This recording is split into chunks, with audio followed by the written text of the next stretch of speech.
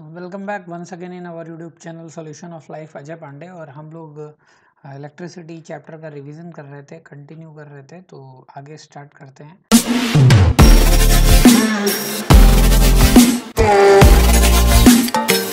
तो हम लोगों ने कुछ टर्म्स देखी थी, हीटिंग इफेक्ट ऑफ करंट और इस तरीके से ही। यहाँ पे हम बात करते हैं कि CFL। तो हम लोग CFL जो बोलते रहते हैं कि क्या होता है, तो इसका फुल फॉर्म याद रखिएगा, कॉम्पैक्ट फ्लोरेसेंट लैम्प। ठीक है, क्या करता है कि बल्ब जो होता है बहुत ज़्यादा एनर्जी को वेस्ट करता है और एक ही टाइम में बहुत ज़्यादा आपका जो वाट कंज्यूम करता है, जिसको हम कहते हैं यूनिट। वहीं पे क्या होता है कि ये सेम वर्क पे प्रिंसिपल पे वर्क करता है। It is a 4 to 6 time more efficient then a incandescent bulb. यानी बल्ब के कंपैरिजन में ये 4 to 6 टाइम बेटर होता है, क्योंकि वो 100 वाट बल्ब जो होता है यूज़ करता है, वहीं आपका जो CFL होता है वो अप्रॉक्सीमेट 15 वाट यूज़ करता है। तो इनिशियल कॉस्ट फिर भी थोड़ा सा ज़्यादा आता है CFL का, बट जो ओवरऑल जो आपका यूज़ देखते हैं तो उसके हिसाब से क्या होता है कि इसका जो एनर्जी है वो कम होता है। ठीक है, फिर हम बात करते हैं LED लैम्प का। तो LED lamp it is light emitting diode product which is assembled into a lamp और light bulb for the use in lighting fixture. Present time में आप देख रहे होंगे कि जो भी आपका यूज़ हो रहा है इक्विपमेंट, वो क्या है, LED ही यूज़ हो रहा है आपका। ठीक है, चलिए नेक्स्ट देखते हैं इलेक्ट्रिक पावर। तो इलेक्ट्रिक पावर क्या होता है? Electric energy consumed in a circuit per unit time is called electric power. यानी कि पर जो एनर्जी है वो कितनी पर यूनिट टाइम में कंज्यूम की गई है, उसी को हम क्या कहते हैं? पावर। पावर का फॉर्मूला VI भी होता है और V² अपॉन R भी होता है, ये याद रखिएगा। इसकी जो SI यूनिट होती है वो वॉट होती है, और इसकी डायमेंशन भी ध्यान रखिएगा। कि प्रैक्टिकल यूनिट्स की बात करें तो यहाँ पर जो ये 1 किलोवाट आवर होता है, ये इक्वल होता है 3.6 इंटू 10⁻6 जूल। कई बार इसको किलो जूल में भी लिखा रहता है, तो याद रखिएगा 3600 किलो जूल होता है, तो कंफ्यूज नहीं होना है। ठीक है, एग्जाम में कई बार पूछा गया है। इसी को हम बोर्ड ऑफ ट्रेड यूनिट भी कहते हैं। फिर हम बात करते हैं chemical effects of electric current. तो जब भी इलेक्ट्रिक करंट फ्लो कराई जाती है तो जो कंडक्टिंग सॉल्यूशन होता है उनमें केमिकल रिएक्शंस होती है, और इसी को हम क्या कहते हैं? Chemical effect of electric current. दो solution in which electric current can pass is called electrolyte. जिसमें इलेक्ट्रिक करंट पास होती है उसे इलेक्ट्रोलाइट कहते हैं। thereby whenever in any aqueous solution of salt, acid and electric current is passed, this solution decompose into positive and negative ions. और इसी phenomena को क्या कहते हैं? इलेक्ट्रोलिसिस कहते हैं। तो the equipment in which electric decomposition occurs is called voltmeter. तो वहाँ पे ये वोल्टमीटर मेजर करता है। ठीक है, two metallic conductors which are kept at entrance and exit of the voltmeter are called electrodes. The electrodes through which electric current enters inside the voltmeter is called anode, और जहाँ से exit करेगी या comes out होगी that is called cathode. फिर हम बात करते हैं फैराडे लॉज ऑफ इलेक्ट्रोलिसिस। तो फैराडे लॉ क्या होता है कि माइकल फैराडे थे जिन्होंने 1833 में रिलेशन बताया किसके बीच में?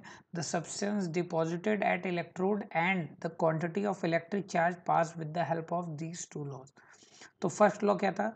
मास of substance is directly proportional to the amount of charge. यानी कि हम कह सकते हैं कि मास जो है वो किसके प्रोपोर्शनल है? डायरेक्टली प्रोपोर्शनल है किसके? चार्ज के। यहाँ पे जब हम प्रोपोर्शनल हटाते हैं कांस्टेंट आता है Z, इसी को हम क्या कहते हैं? प्रोपोर्शनैलिटी कांस्टेंट या इलेक्ट्रोकेमिकल इक्विवेलेंट। इसकी जो यूनिट होती है ग्राम पर कूलम। ठीक है, सेकेंड लॉ क्या होता है कि second law mass of substance is deposited and electrode a certain amount of charge is directly proportional to the chemical equivalent weight. तो केमिकल का जो इक्विवेलेंट वेट होगा उसके डायरेक्टली प्रोपोर्शनल होता है, M proportional to Z। Clear है? तो यहाँ पे क्या हो जाएगा, अगर हम इसको हटाएं तो M1/M2 Z1/Z2। अगर Q और Q2 इक्वल है तब ये कंडीशन आपकी वैलिड होगी। ठीक है, फिर हम बात करते हैं फैराडे कांस्टेंट। तो याद रखिएगा फैराडे कांस्टेंट की जो वैल्यू होती है वो क्या होती है? 9.65 इंटू 10⁻4 कूलम पर मोल। यूनिट इंपॉर्टेंट है, याद रखिएगा। इलेक्ट्रोप्लेटिंग क्या होता है? इलेक्ट्रोप्लेटिंग एक प्रोसेस होता है जिसमें हम एक लेयर, जो भी हमें रिक्वायर्ड मटेरियल होता है उसको, उसकी लेयर को किसी अदर मटेरियल्स पर हम ओवरलैप करते हैं या डिपॉजिट कर देते हैं, उसी को हम क्या कहते हैं? इलेक्ट्रोप्लेटिंग कहते हैं। तो ये क्या है? मोस्ट कॉमन एप्लीकेशन है केमिकल इफेक्ट का। ये वेरी यूजफुल प्रोसेस है, इंडस्ट्री में कोटिंग के लिए बहुत ज़्यादा यूज़ किया जाता है इसको। प्रोसेस ऑफ इलेक्ट्रोप्लेटिंग की बात करेंगे तो ये आप लोग देख लीजिएगा क्या है, कैसे है। इसमें क्या होता है कि एक मेटालिक बॉडी होती है जो कि एनोड की तरह काम करती है, और जिस पे हमें लेयर कोट करना होता है वो कैथोड की तरह कार्य करती है। An electrolyse cell is formed and the process of electrolysis अगर, तो वहाँ पे एक सेल यूज़ करते हैं, यानी कि हम इलेक्ट्रिसिटी सप्लाई करते हैं, तो वहाँ पे सेल के थ्रू एक लेयर जो होती है एनोड से निकलकर कैथोड पर डिपॉजिट हो जाती है। इसी तरीके से हम किसी भी लेयर को किसी अदर मटेरियल पर चढ़ाते हैं। जैसे if silver is to be coated on copper, तो जब सिल्वर को कॉपर पे कोट करना होता है तो solution of silver nitrate is taken as electrolyte and copper is connected to the cathode and silver to the anode. When current is passed, the electrolysis of silver nitrate take place and silver ions gets deposit on the copper. Clear है? यही same some examples हैं, कैसे rust से बचाते हैं, paint करते हैं, कई बार जिंक की लेयर चढ़ाते हैं, तो ये सारे क्या हैं आपके इलेक्ट्रोप्लेटिंग के एग्जांपल। इलेक्ट्रिक सेल क्या होता है? एक इक्विपमेंट होता है which maintains a potential difference between any two points. तो टू पॉइंट्स के बीच में पोटेंशियल डिफरेंस मेंटेन करता है। दो टाइप के सेल होते हैं, एक प्राइमरी और एक सेकेंडरी। प्राइमरी सेल जिसमें केमिकल एनर्जी डायरेक्ट कन्वर्ट होती है इलेक्ट्रिकल एनर्जी, और केमिकल एनर्जी एग्जॉस्ट हो जाती है, सेल खत्म हो जाता है। जैसे वोल्टाइक सेल देखें, लेक्लांचे सेल देखें, यानी सिंपली आपने देखे होंगे एवर रेडी वाले जो छोटे छोटे सेल आते हैं, ये सारे क्या होते हैं? एक बार यूज़ कर लिया, खत्म। सेकेंडरी सेल क्या होते हैं? First the electrical energy converted into chemical energy, then this chemical energy converted into electrical energy. इनको हम सेकेंडरी सेल कहते हैं। कि यानी कि the entire process is completed by charging during its discharge. तो जैसे हम जो बैटरी यूज़ करते हैं जिसको हम दोबारा से चार्ज कर सकते हैं, वो हमारे क्या होते हैं? सेकेंडरी सेल होते हैं। क्लियर है? फिर हम बात करते हैं इलेक्ट्रोकेमिकल सेल कौन कौन से होते हैं। तो there are two types of galvanic cells होते हैं और इलेक्ट्रोलाइटिक सेल होते हैं। They are also known as voltaic cell. They convert chemical energy into electrical energy. In this electrochemical cell anode is negatively charge, cathode is positively charge. They transform electrical energy into chemical energy. तो इनको हम क्या कहते हैं? Electrolytic cell कहते हैं। EMF क्या होता है? इलेक्ट्रोमोटिव फोर्स क्या होता है सेल का? तो electric cells has to do some work in maintaining the current through a circuit. The work done by the cell in moving unit positive charge through the whole circuit is called the electromotive force of the cell. तो जैसे कि हम लोग पढ़ते थे कि potential difference क्या है, वही होता है यहाँ पे। क्या होता है कि पूरे पर्टिकुलर सर्किट में जो हमारा वर्क होता है उसको हम कहते हैं electromotive force of a cell. यानी कि एक सेल जो पर्टिकुलर पोटेंशियल मेंटेन कर सकता है उसी को हम क्या कहते हैं? ईएमएफ। तो ई का इसका भी यूनिट क्या होगा? वोल्ट होगा या जूल पर कूलम होगा, जो आपका डायमेंशन होगी सेम होगी। टर्मिनल पोटेंशियल डिफरेंस की बात करते हो तो terminal potential difference of a cell is equal to the work done in moving a unit positive charge from one terminal to the other terminal. तो टर्मिनल पोटेंशियल का means है terminal के बीच की, तो इसकी जो यूनिट है वोल्ट वी होगी। तो टर्मिनल पोटेंशियल क्या? Always less than the EMF of the cell. तो जो ईएमएफ होता है उससे कम ही होगा, क्योंकि ईएमएफ जो था पूरे सर्किट की बात कर रहे थे, बट यहाँ पे क्या होगा?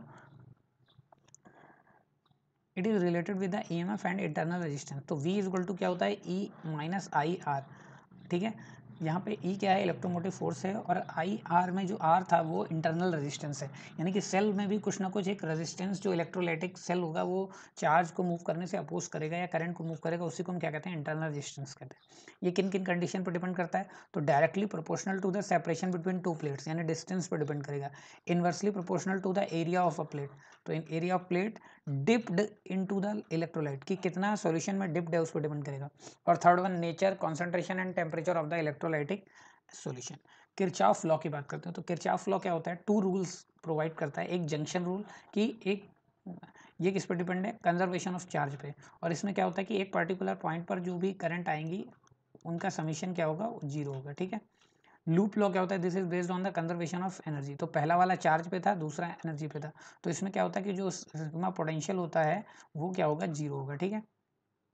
व्हीटस्टोन ब्रिज की बात करें तो it is an electric circuit use to measure an unknown electrical resistance. तो ये एक ऐसा सर्किट बनाते हैं जिसमें हम किसी भी अननोन इलेक्ट्रिकल सर्किट को व्हीटस्टोन ब्रिज की हेल्प से फाइंड कर सकते हैं। फिर आता है हमारा पोटेंशियोमीटर। तो एक apparatus होता है जो कंपेयर करता है ईएमएफ ऑफ टू सेल्स को या इंटरनल रेजिस्टेंस को मेजर करता है। ठीक है। Magnetic effect of electric current की बात करें तो अभी तक हमने हीटिंग इफेक्ट देखा, केमिकल इफेक्ट देखा, अब हम बात कर रहे हैं magnetic effect of electric current. तो जब भी हम किसी कंडक्टर में इलेक्ट्रिक करंट पास करते हैं तो वहाँ पे मैग्नेटिक फील्ड प्रोड्यूस होती है।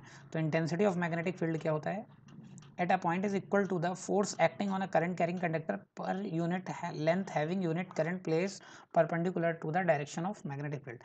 इसकी जो यूनिट होती है वो टेस्ला होती है या वेवर पर मीटर स्क्वायर भी बोलते हैं इसको। ये याद रखिएगा, ये वेक्टर क्वांटिटी कई बार एग्जाम्स में पूछा गया है।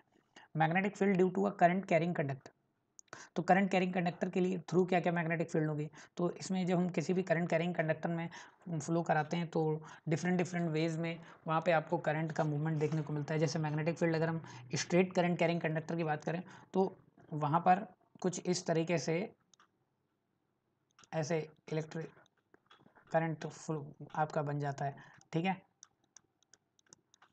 तो स्ट्रेट करंट कैरिंग में अगर डायरेक्शन इस तरीके से है तो ऐसे होता है, और ऐसे करके ऐसे हम देखेंगे तो वो उस डायरेक्शन में आपको करंट की डायरेक्शन मिल जाएगी, सॉरी मैग्नेटिक फील्ड की डायरेक्शन मिल जाएगी। तो कैसे होते हैं, यहाँ पे कॉन्सेंट्रिक सर्कल होते हैं जिनका सेंटर सेम होता है ऐसे। तो कैसी मैग्नेटिक फील्ड होती है, कॉन्सेंट्रिक सर्कल के फॉर्म में होती हैं। जैसे जैसे, और ये किसके प्रोपोर्शनल होती हैं, डायरेक्टली प्रोपोर्शनल टू करंट के, और इन्वर्सली प्रोपोर्शनल किसके होती हैं, डिस्टेंस के। तो जैसे जैसे हम डिस्टेंस दूर होते जाएंगे यहाँ पर मैग्नेटिक फील्ड की इंटेंसिटी कम होती चली जाएगी, और जैसे जैसे हम यहाँ पे करंट प्रोवाइड बढ़ाएंगे तो ये क्या होता चला जाएगा आपका, एग्जैक्टली ठीक है, मैग्नेटिक फील्ड स्ट्रांग होते चले जाएंगे। यहाँ पर एक रूल लगता है Maxwell right hand thumb rule, right hand thumb rule, इसको स्क्रू रूल भी बोलते हैं, ठीक है ना। तो ध्यान रखिएगा, ये रूल आपका स्ट्रेट कंडक्टर में मैग्नेटिक फील्ड की डायरेक्शन फाइंड करने के लिए होती है।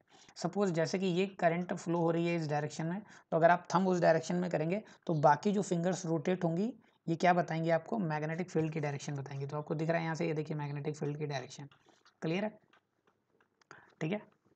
चलिए फिर मैग्नेटिक फील्ड की हम बात करते हैं तो सर्कुलर रूप में, तो यहाँ पे भी वही सेम है, कैसी बनती हैं बस ये ध्यान रखिएगा। तो मैग्नेटिक फील्ड जो होती हैं वो कैसी होती हैं, कॉन्सेंट्रिक सर्कल्स के ही फॉर्म में होती हैं। और यहाँ पे क्या होता है, जैसे जैसे हम सेंटर में आते हैं यहाँ पे जो फील्ड होती हैं वो कैसी हो जाती हैं, अप्रॉक्सीमेटली स्ट्रेट हो जाती है।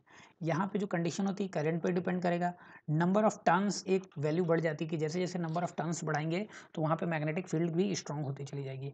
और रेडियस यानी कि डिस्टेंस के आपका क्या रहेगा, इन्वर्सली ही प्रोपोर्शनल रहेगा।